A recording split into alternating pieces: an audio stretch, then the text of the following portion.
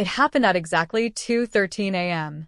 I wasn't supposed to be awake, but a faint voice crackled through the baby monitor, soft, slurred with laughter.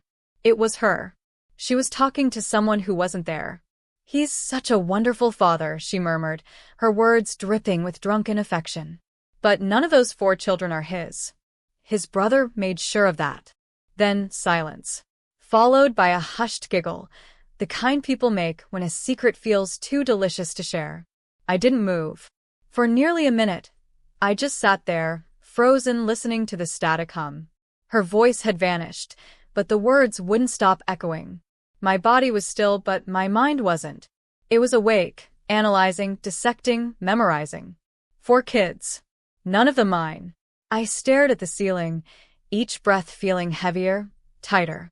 When I finally rose, I didn't confront her. I didn't yell or demand answers. Instead, I walked to the study, opened my laptop, logged into our joint account, and began liquidating everything. By morning, she was radiant, cheerful, wrapped in her robe, hair tousled the way she knew I liked. She kissed my cheek softly.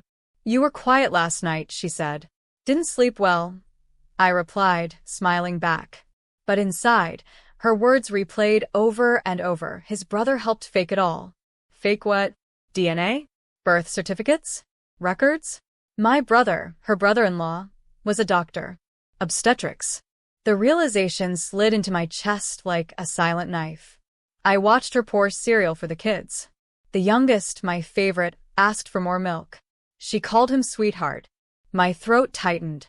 Every memory, the birthdays, the hospital visits, the bedtime stories, they were all mine in devotion, but not in blood. She smiled at me. I smiled back.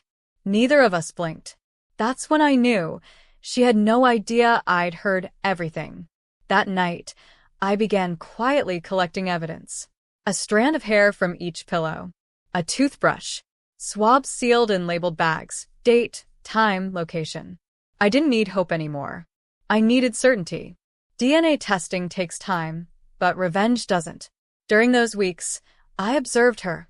How her voice changed when she spoke to my brother, how she froze when I entered a room, how her eyes tightened at the mention of Christmas, my family's holiday, not hers.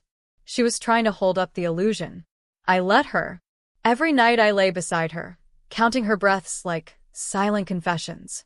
The results arrived on December 21st, 4 envelopes for results. All negative. I stared at the papers for a long while, until the shock turned into something colder than anger, clarity. Christmas Eve came. The house smelled of cinnamon and deceit. She stood by the tree, decorating it beautifully, pretending our life was still pure. I walked in quietly and handed her a small gift box. "For you," I said. She smiled, expecting jewelry. When she opened it, her fingers froze around the papers inside. Her face drained of color. What is this?" I didn't answer. She unfolded one report, then another and another. Her lips trembled. You tested them?" I nodded. Her body shook. "I loved you," she whispered. "No," I said softly. "You used me." She collapsed onto the couch, sobbing. Children's laughter floated in from outside, pure, innocent, untouched by the storm inside. I didn't comfort her. I turned, walked upstairs, took the hard drive with our financial records, and packed one bag. By midnight, every account was drained. The money was gone, safely tucked away beyond her reach. On the counter, I left 2 things, the DNA reports and a note that read, "Check your bank." Before leaving, I called my brother.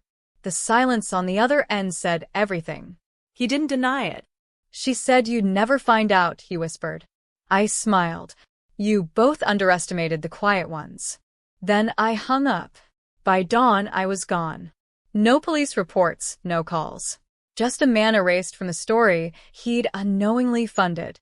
7 years later, I returned, not as a husband, not as a father, but as a man who had nothing left to lose.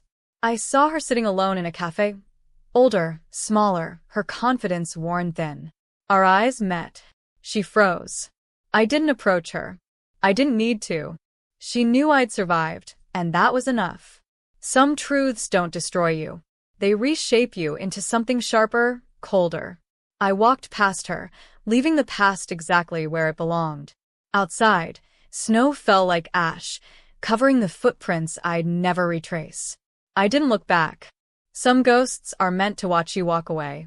Thank you for watching. Don't forget to like, share, and comment. Subscribe to Cheating Stories Insight World for more gripping tales.